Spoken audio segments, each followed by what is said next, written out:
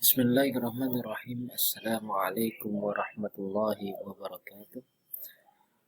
Alhamdulillah wassalatu wassalamu ala Rasulillah wa ala alihi wa sahbihi wa mawalah la haula wa la quwata illa billah.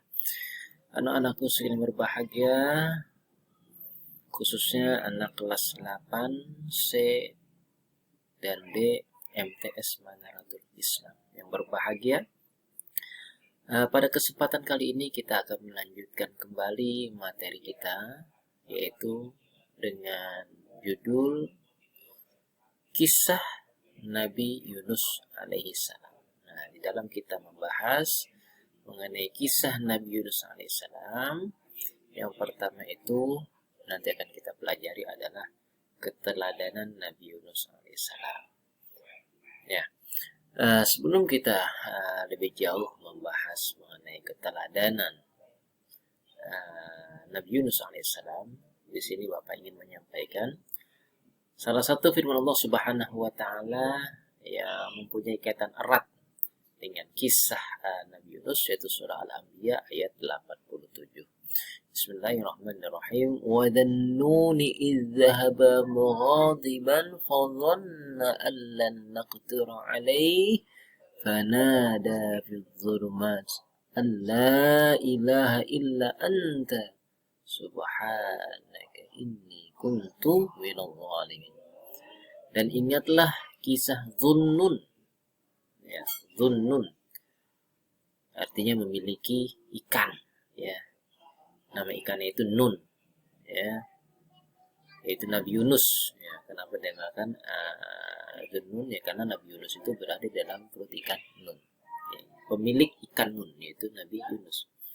Ketika ia pergi dalam keadaan marah, mughadiban, lalu ia menyangka bahwa kami tidak akan mempersempitnya atau menyulitkannya.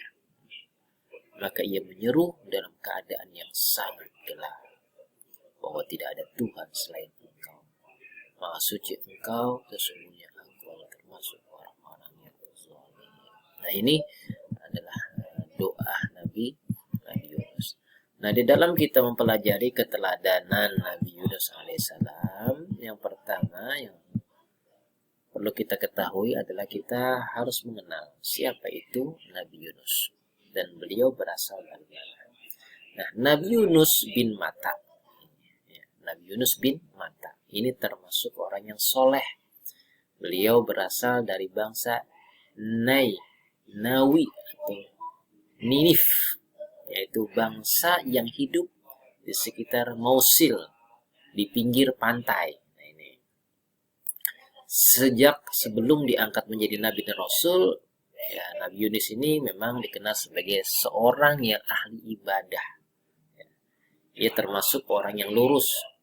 Namun kelemahannya, kelemahannya satu, dia itu mudah hilang harapan. Ya, ia telah mengajak kaumnya yang berjumlah sekitar 100 ribuan untuk menyembah Allah dan meninggalkan penyembahan terhadap berhala, meninggalkan kemaksiatan dan kedurhakaan. Namun di antara sekian banyak kaumnya itu, ya, dari 100.000 orang ini, ternyata yang mau menerima ajaran Nabi Yunus ini hanya 2 orang yang mengikutinya. Ya, 2 orang itu adalah Rubil dan Tanuh. Rubil ini seorang yang alim dan bijaksana, sedangkan Tanuh adalah seorang yang tenang dan sederhana. Jadi bertahun-tahun dia berdakwah, yang masuk Islam hanya, ya, yang masuk dan menerima ajaran Nabi Yunus, yaitu ajaran tauhid, ya, bukan ajaran Islam, ajaran tauhid itu hanya 2 orang. Sampai akhirnya Nabi Yunus putus asa. Nah, di sini, ya, dari 100.000 orang hanya 2 yang mau menerima ajaran agama tauhid yang dibawa oleh Nabi Yunus. Nah, kemudian yang kedua, Nabi Yunus meninggalkan kaumnya. Nabi Yunus alaihissalam mengancam kaumnya bahwa jika dalam tempo 30 hari mereka tidak mau insyaf, tidak mau bertaubat kepada Allah, maka akan diturunkan azab. Allah mencela batas waktu itu dan supaya ditambah 10 hari. Dengan demikian turunnya siksa itu menjadi 40 hari. Nah kemudian Nabi Yunus kembali kepada kaumnya untuk menyampaikan bahwa tenggang waktu bagi mereka itu ditambah 10 hari. Ya, jadi 40 hari. Kalau 40 hari mereka tidak mau kembali dan menyembah Allah, menerima ajaran tauhid, maka azab Allah akan diturunkan kepada mereka. Nah, tetapi kaumnya tidak mau menggubrisnya. Mereka malah berani menunggu datangnya siksa itu. Seakan-akan nih hanya ucapan belaka, ya, hanya suatu hal yang sifatnya ini menakut-nakuti saja. Nah, ini.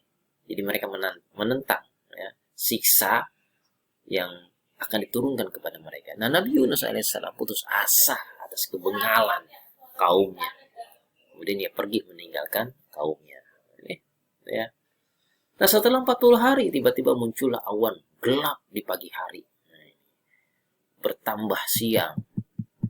Mereka melihat cahaya merah seperti api hendak turun dari langit. Mereka ketakutan, berbondong-bondong mencari Nabi Yunus, tapi mereka tidak menemukan Nabi Yunus. Tak seorang pun mengetahui tempatnya. Lalu mereka bertaubat dan menjalankan ajaran Nabi Yunus. Maka siksa tak jadi diturunkan. Jadi ketika Nabi Yunus sudah meninggalkan kaumnya, kaumnya kemudian sadar dan mengakui kesalahannya dan mereka mau bertobat. Akhirnya siksa itu tidak diturunkan oleh Allah Subhanahu wa taala. Nah ini. Ya, karena keberadaannya tahu Nabi Yunus kemana ini, ya. Karena dia meninggalkan kaumnya. Itulah salah satu kelemahan Nabi Yunus adalah selalu patah harapan. Nah, mudah patah harapan. Yang ketiga, ya ketika Nabi Yunus ditelan ikan paus. Nabi Yunus tak tahu harus pergi kemana.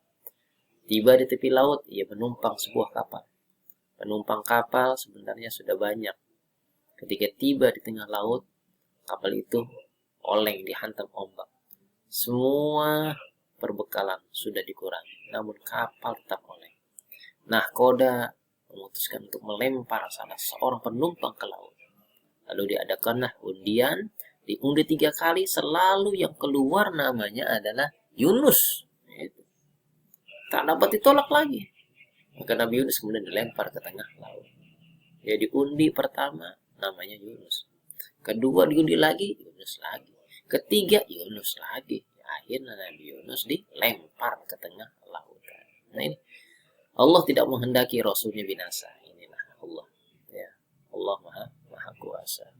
Allah maha pengasih lagi maha penyayang. Allah akan memelihara Nabi dan Rasul. Nah, ini. Kemudian seekor ikan paus besar, ya, ada mengatakan ikan nun, ya, diperintahkan untuk menelan Nabi Yunus. Di dalam perut ikan itulah Nabi Yunus sadar akan kesalahannya karena ia telah meninggalkan kaumnya. Ia berdoa kepada Allah dan bertaubat kepadanya. Ya Allah, ini doa Nabi Yunus. Ya, jadi kalau kita mendapati kesulitan, ya maka baca banyak-banyaklah membaca doa Nabi Yunus. Ya Allah, tiada Tuhan selain Engkau. Maha suci Tuhan. Sesungguhnya aku telah menganiaya diriku sendiri dan aku termasuk golongan orang-orang yang zalim. La ilaha illa anta inni kuntu minadh dhalimin. Ini doa Nabi Yunus. La ilaha illa anta subhanaka inni kuntu minadh dhalimin. La ilaha illa anta subhanaka inni kuntu minadh dhalimin. Jadi kalau kita mempunyai masalah yang tidak bisa terselesaikan, ya, banyak-banyaklah kita membaca doa Nabi Yunus ini. Insyaallah masalah kita akan mendapati jalan keluar. Nah ini. Nah, atas kesungguhan dalam doa dan karena rahmat Allah kepada Nabi Yunus dikeluarkan dari perut ikan paus, ia tiba di tepi pantai dalam keadaan sakit dan lemah. Setelah Allah mengembalikan kekuatan dan kesehatannya, maka maka ia segera kembali kepada kaumnya. Ternyata kaumnya ini menyambut kedatangan Nabi Yunus dengan gembira. Tak kurang dari 100.000 orang telah diseru Nabi Yunus untuk menyembah Allah Subhanahu wa taala. Karena kaumnya menurut dan bersedia diajak beribadah kepada Allah Subhanahu wa taala. Maka Allah memberikan kelapangan dan ketentraman hidup dan kesenangan selama beberapa masa, ya. Jadi Nabi Yunus ini hidup ya sekitar 110 tahun. Walaupun ada juga mengatakan tidak tahu, ya, tidak tahu berapa usia Nabi Yunus, ya. Tapi ada juga mengatakan Nabi Yunus hidup sampai usia 110 tahun. Nah ini, anak sekalian berbahagia, kita lanjutkan kembali mengenai kisah Nabi Yunus, yaitu setelah kita mengetahui cerita Nabi Yunus ini, lalu bagaimana analisis dari kisah keteladanan Nabi Yunus ini. Yang pertama, ya, kesabaran Nabi Yunus alaihissalam dalam melaksanakan tugas suci sebagai Rasul Allah Subhanahu wa taala. Ini, ya. Jadi seorang nabi itu harus mempunyai sifat tabligh, artinya menyampaikan. Nah ini, menyampaikan ajaran Allah Subhanahu wa taala. Itu yang pertama. Jadi seorang nabi, seorang rasul harus memiliki sifat tabligh, menyampaikan. Kemudian yang kedua, ya, Nabi Yunus menyadari bahwa meninggalkan bangsanya Ninif, ya, adalah merupakan kesalahan besar. Ini, ya, jadi jangan kita mudah putus asa, ya, jangan kita mudah putus asa, ya, terhadap takdir dan ketentuan Allah Subhanahu wa taala. Jangan kita mudah putus asa. Kemudian yang ketiga, beliau terus-menerus berdoa di dalam perut ikan dengan mengakui kesalahannya. Yang keempat, analisisnya adalah setelah mengakui segala kekeliruannya, akhirnya beliau terbebas dari perut ikan. Inilah beberapa analisis mengenai kisah keteladanan Nabi Yunus alaihi salam, ya. Itu ada 5. Kemudian bagaimana cara kita membiasakan meneladani kisah Nabi Yunus dalam kehidupan kita sehari-hari. Yang pertama, hendaknya kita memiliki sifat amanah terhadap kepercayaan yang diberikan atau dipercayakan kepada kita. Jadi kita harus memiliki sifat amanah, ya, karena Allah Subhanahu wa taala telah memberikan amanah kepercayaan kepada Nabi Yunus alaihissalam untuk menyampaikan ajaran tauhid, ya. Jangan kita mengkhianati terhadap kepercayaan yang sudah kita berikan. Ya ayyuhalladzina amanu la takhunullah wa rasul wa takhunu amanatikum. Wahai orang beriman, jangan engkau mengkhianati Allah, jangan engkau mengkhianati Rasul, dan juga jangan kalian mengkhianati apa-apa yang telah diamanahkan kepada kalian. Ini, jadi kita harus pegang teguh kepercayaan yang telah diberikan Allah ataupun orang lain kepada diri kita. Kemudian yang kedua, ketika kita melakukan suatu kesalahan, hendaknya segera bertaubat. Wasari'u ila maghfiratin min rabbikum. Jadi kalau kita melakukan kesalahan, perbuatan dosa, langsung kita bertaubat kepada Allah Subhanahu wa taala. Kemudian yang kedua, sabar dalam menghadapi suatu musibah dengan tidak menggerutu dan menyesali nasib sendiri. Jadi kita jangan selalu menyalahi takdir Allah Subhanahu wa taala, bahkan sampai kita seakan-akan marah sama Allah Subhanahu wa taala. Kalau ini sampai terjadi, Allah Subhanahu wa taala menantang kita. Dalam hadis qudsinya dikatakan, qala Rasulullah sallallahu alaihi wasallam, qala Allah taala, man lam yarda biqada'i wa qadari falyaltamis ghairi, ya, falyastamis rabban ghairi. Jadi barang siapa yang tidak redha terhadap ketentuanku dan takdirku, falyaltamis rabban ghairi. Maka kalau gitu carilah Tuhan selain aku. Allah nantang lagi. Nah ini, ya. Kemudian jangan sampai kita jangan mudah menyesali nasib kita. Kemudian keempat, berusaha menutup kesalahan dengan kebaikan sebagaimana Nabi Yunus alaihissalam, ya, kembali berdakwah kepada kaumnya, ya. Wa atbi'is sayyi'atal hasanata tamhuha wa khaliqin nas bi khuluqin hasan. Ini jadi mengikuti kesalahan dengan kebaikan. Nah, mungkin ini saja yang dapat saya sampaikan. Mudah-mudahan ada manfaat untuk kita semua. Billahi taufiq wal hidayah. Wassalamualaikum warahmatullahi wabarakatuh.